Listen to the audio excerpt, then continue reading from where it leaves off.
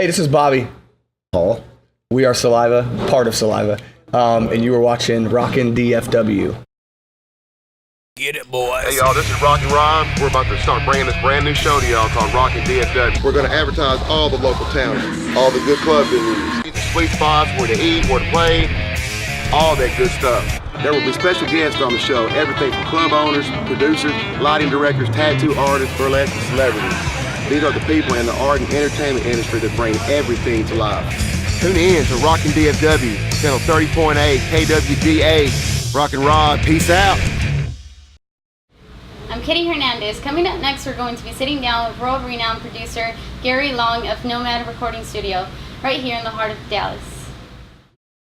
Okay, each and every week on Rockin DFW, we're going to have a special guest, and today's special guest is the owner and president of Nomad Recording Studio, Gary Long. Gary, how you doing, Chief? I'm fine. That's El Presidente. El Presidente. Appreciate you taking time to be with us. Hey, man, give us some background on yourself. You know, where you from? Were you in music when you were, early in your years? Well, I was born and raised in Colorado.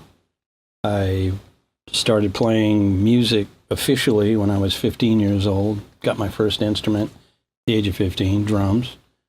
And it just evolved from there. I'm a self-taught musician, self-taught engineer, producer. Because of music, I've traveled all over and had a lot of great experiences, meeting a lot of people, and just having a great time. What were some of the, what are some of the big artists that you've had, had an honor to work with? Well,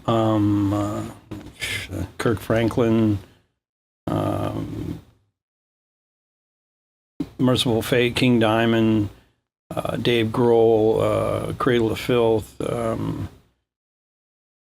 Man, I mean, there's just so many. I'm drawing a blank. Is there a favorite person that you had an honor to work with? Izzy Stradlin, former Guns N' Roses guitar player, worked on several records. Actually, JT Longoria was the main engineer, but I did the mastering, and JT did the tracking and mixing.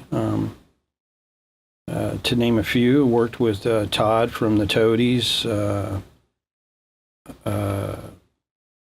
I mean, it's just, there were so many artists, it's hard to work with. That's cool, man. What is, you recently just moved from one building to the next with Yes. Nomad. What was it like going from a 4,000 square feet to a 750 square feet? And what was the underlying meaning behind that? Relief. It was a huge weight lifted off my shoulders. The reason I did it was, part of it was that the economy. Mm-hmm. Another part of it was, I've noticed over the last few years that the industry has changed. It's become increasingly more and more difficult to compete with the DIY mentality, which a lot of people are doing it themselves. It's become more and more evident every day, especially since I made the transition to this smaller facility. The smaller facility doesn't mean that I lack quality. Mm-hmm. The quality is still there. But now, because I've downsized, everything's more affordable to the client, and the clients are bringing me projects that they do themselves. Mm-hmm.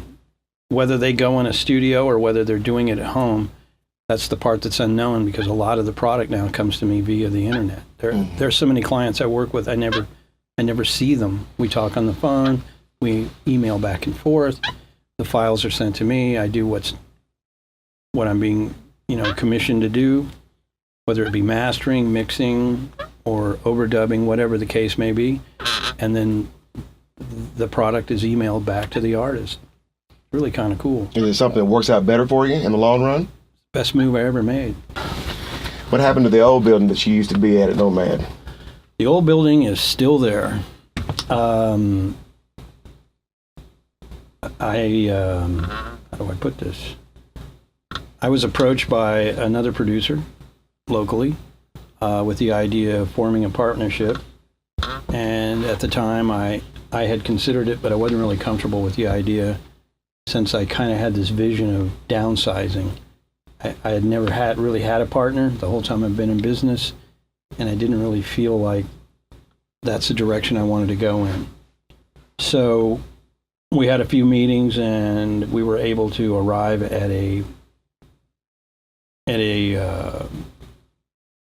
deal that we were both comfortable with, and I moved everything out, and he took over the space. What are some of your pet peeves to any new band coming to you to ask you to record their things? I mean, Well, when I work with a band, I like to know about the band. exactly. I like to know the lineup. I like to know the style of music. I like to know what their expectations are. I like to know how prepared they are. I want to be a part of that process. I don't want to blindly just say, yeah, I have a recording studio, come on in, I'll take care of it. I like for the band to be prepared, you know, to know going in exactly what they're going to be doing and be prepared for that, be well rehearsed, and with a realistic goal in mind. What would happen if they didn't come in prepared? I mean, how would you handle that? Well, it's happened before, and sometimes with disastrous results. It ends up costing the band a lot more money than they need to spend. In some cases, in my experience, I've actually seen a band fall apart or implode because of it. In other cases, I've seen like drummers or singers or guitar players be replaced in the process of the making of the record, mainly drummers. The preparedness part, you know, that's something where I could get involved. Say I'm going to work with a band from the ground up on a record. I might request to come to their rehearsal room and listen to them play and listen, and they run through their repertoire. And then we talk about, okay, how many songs do you have? Oh, we've got 20 songs. We want to record 10. I said, well, I think that's realistic. You know, like you pick your 10 best songs.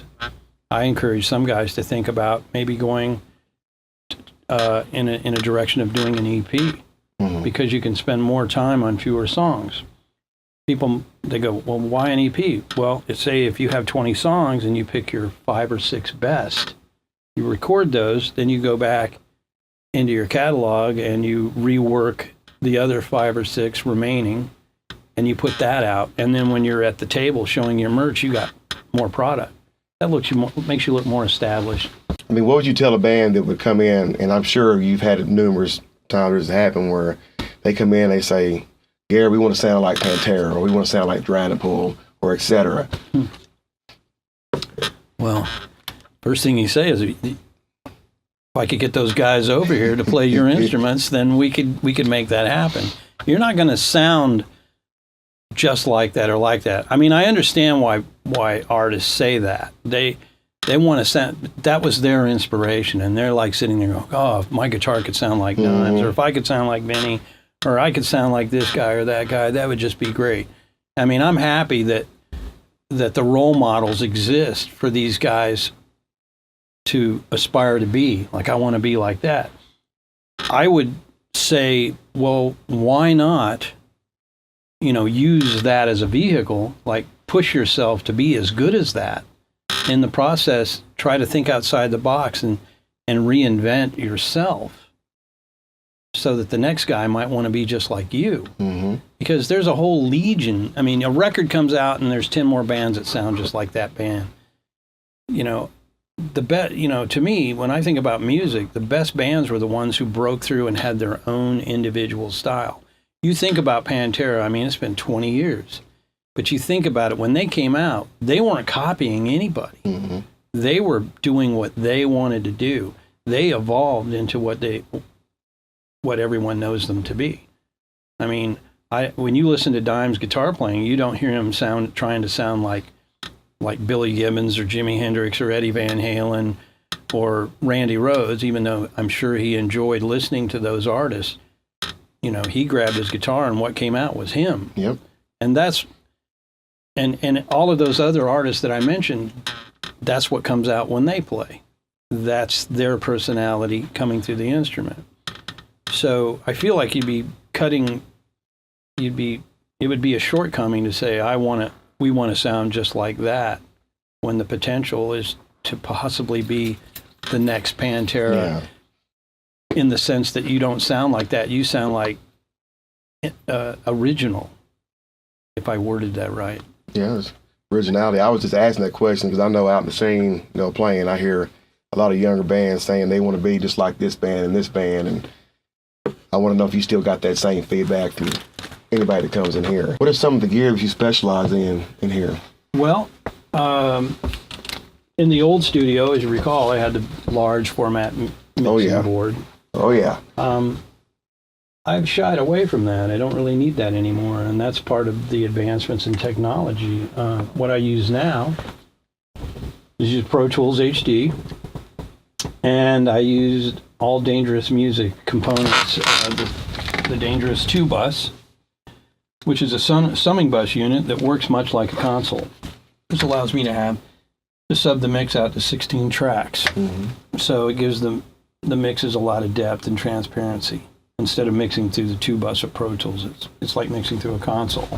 And then I monitor through this unit here. I can monitor Pro Tools, I can monitor CDs, anything I plug into the auxiliaries. It allows me to listen to the mix in different ways, in phase, out of phase, mute left, mute right, mono.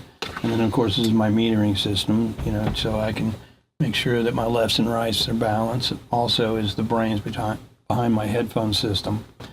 And then I do a lot of mastering, and my mastering, I have several plugins, which I don't like to use a lot, but in the process I like to keep things analog, so I use the Manley Massive Passive Mastering EQ and the Manley Variable Mu Compressor Limiter, and this is the mastering version with the high pass filter and the T-bar mod, so it has that vintage tone.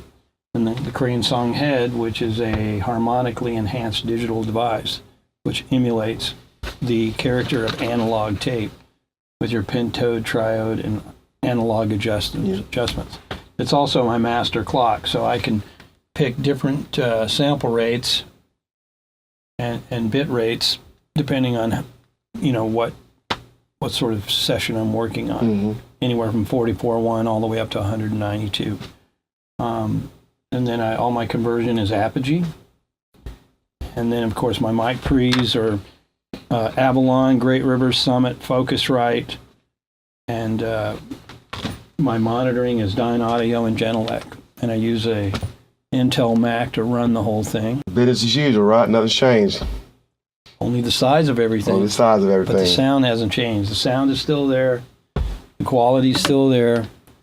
But because of the shift that I made, I can charge people less money. Mr. Long, I appreciate it. Thanks for taking the time to talk with us. If y'all have not been out to do any kind of work with Gary Long whatsoever, I'm telling you, you need to get out here and get it done. He's one of the best in Dallas. We're about to sit down and talk with local powerhouse Daylight Industries and find out how they came up to be in the local scene. All right, everybody. Hey, y'all. This is Rockin Rob from the brand new show, Rockin DFW. We're here with Daylight Industries here at the Curtain Club tonight. Guys, how y'all doing? Doing great, man. Doing great. Excited. I'm going to ask a few questions. Y'all answer very honestly. First one goes out to Barry. How long have you guys known each other? 10 years? 10 years plus. 15 years? Right on. We all went to high school together. Steve and I were actually in a punk band back in high school, and then we went our separate ways, and finally now we're back doing it for real. Right on. Where y'all from? Allen, Texas. Allen, really? You're right around the corner from me. Wiley. Right? Yeah. Okay, next one goes out to Steve. When did y'all form y'all's band, and what was the motivation of doing it? Is it going to be like a career move or just for fun? Funny story. These guys formed in 2008. Well, yeah, we started jamming together. We started jamming in 2008. They'd asked me since then to be their drummer, and I always made up some stupid excuse as to why I couldn't, whether it was, a girlfriend or I didn't have a car or a drum set, all of which that they countered with, don't worry, we got it covered. But so I started playing with them in 2011. So I've been with them for 2 years.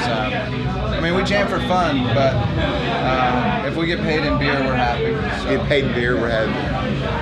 Hey, that's an amen on that right there. All right, Logan, singer to singer, man. How do you feel when the curtains open up and you're about to go on and perform? Oh, pumped, man. It's a good time. That adrenaline's kicking in, right? Yeah, it's a great time. It's the one part of the week, it's like, you put up with all the other stuff that you have to do, right? All the other stuff, and this is like the one thing that you put yourself into and do on your terms and do the way you want to do it, present it, and it's cool, especially we have some great fans that give us a lot of energy. Absolutely. Who does the songwriting? We all do, actually. Everybody chips in. Yeah, it's kind of like 2 cars, 5 cars crashing into each other. We just take the remains. And then at the end of it, you know, we kind of glue the pieces together, and that's kind of what comes out. Right on, right on. Where have you performed in Deep Ellum? Just about everywhere. Yeah, all over. Yeah. Go ahead and name the clubs. Curtain Club, Liquid Lounge, Boiler Room, Wits End, Three Links, Reno's, Profit Bar, Wits End when it was the bone. Wits End and the Bone. Oh yeah, absolutely, absolutely. And the ballroom. Well, it wasn't Gypsy Ballroom. It was already the door. What's y'all's favorite place to play? Here. In all honesty, what's your favorite place to play? Curtain Club. Right on, Hands down. right on. Hey, Curtain Club big is the shout heart out and to soul. Chad, because he's our sound guy and he Yes. rips it up for us. Curtain Club always does a great job with everybody. Anybody's played here. This is the best place to play. Absolutely agree. Sounds the best. Yeah. We're here with Brandon and Ravane from Daylight Industries. All right, Ravane, how has your music evolved since you first began playing music together? I've done a lot of different strumming patterns, a lot of different styles of music, and just my influence have grown playing with these guys. I come from a very prog rock background, and these guys have a whole plethora of just different sounds, like some punk rock, some sort of ska sound and things. And so that's how it's evolved with me. Yeah, we picked Ravane up. He's been a friend of ours for a while, but there's another local band that we support a lot. They're called Stalai, right here, for all you people out there. Awesome band, really good guys, and we met Ravane through them. We did a lot of hanging out, a lot of jamming together, and then we said, hey, well, we need another guitarist. We just finished a new record, Faith Healer,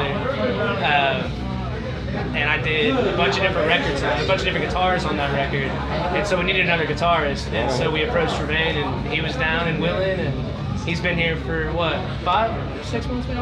Less than that? Yeah, more than that. More than that? Yeah, about Really? 7 months. Okay, 7 months. Now the other guys in the band, so y'all been together quite a while. Oh yeah. Well, Are y'all actually like friends? Y'all known each other all this time, or? Oh yeah, we're all high school buddies. That is cool, right? I'm almost 28, and we've known each other since we were 12, 13 years old. So we've all been acquaintances and friends. And as far as this core group's been together, it's only been for about 2 years. We picked up Steve, who's been a longtime friend. Barry was in a band with him in high school. And but as far as me, Barry, and Logan are concerned, you're talking 5, 6 years and a couple different projects. So. All right, Brandon, what is your ultimate direction that you want this band to go? Besides to the top? Exactly. Be honest. Be honest. Well, the direction as far as music's concerned is just to keep it fresh, keep it new. We're very harnessed in our old school ways.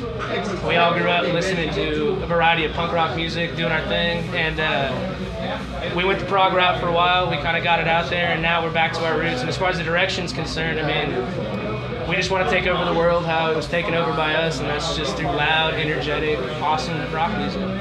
What is the most important thing as a band member? What's the most important thing to you in making your music? Having fun. That's it, man. Having fun. Having fun. We have fun with the people we're with. We have fun together. Our shows are fun. We try to make our music fun. I mean, if you're looking to have a good time, you're looking at the right place. Just writing good music. And what's cool is we have been a band for a while. We've done different styles of music before we got to the point where we're at, and everyone likes it. Everyone liked it before. Everyone likes it now. So everyone's here. We're here. So. And part of the basis of this show is, there's a lot of major bands out there that came from Dallas that have been successful, but a lot of people don't understand how hard of a job this actually is, making your band go. So going forward in the future, what advice would you give anybody trying to start a band? Trying to start a band? Trying to start a band, trying to get going for the first time. Do it for the right reason. Yeah. Do it for the right reason.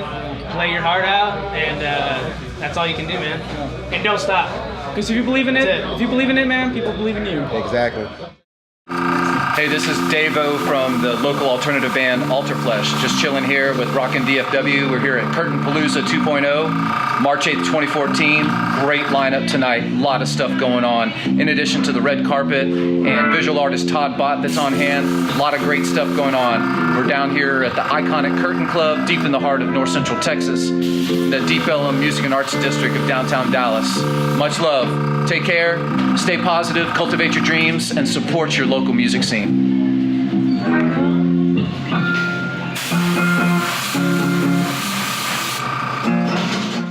We are here at world famous Curtin Club, where Daylight Industries is headlining for Curtinpalooza, so sit back and enjoy.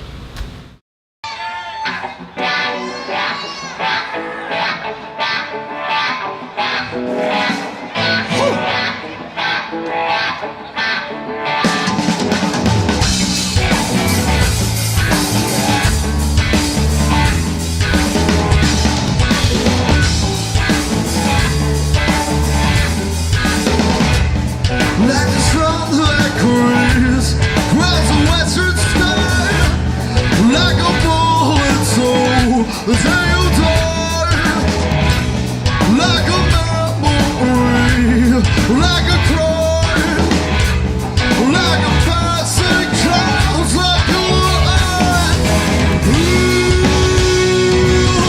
Rush you.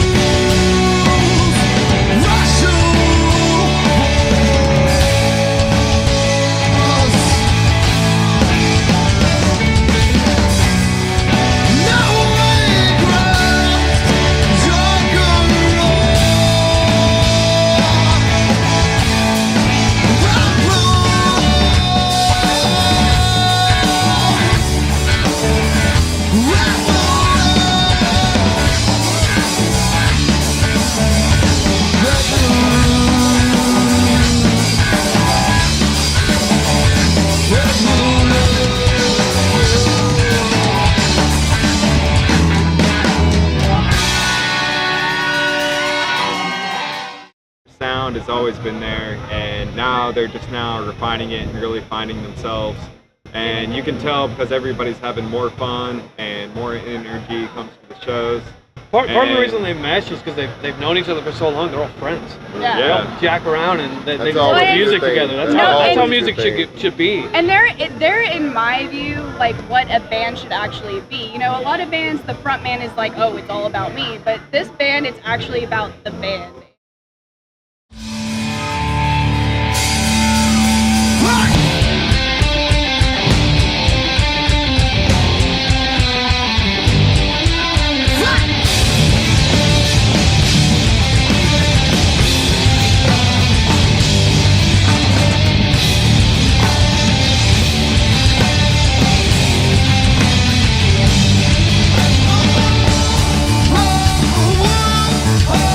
Oh,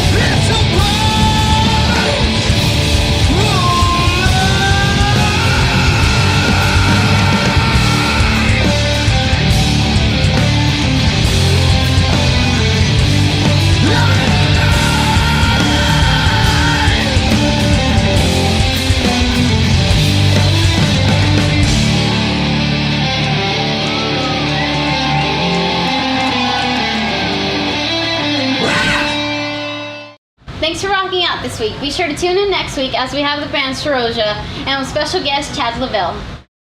Hello, fans and friends of Rockin DFW. Be sure to go to rockindfw.com to be entered into a giveaway of autographed merch from the band of the week, like these t-shirts and these CDs.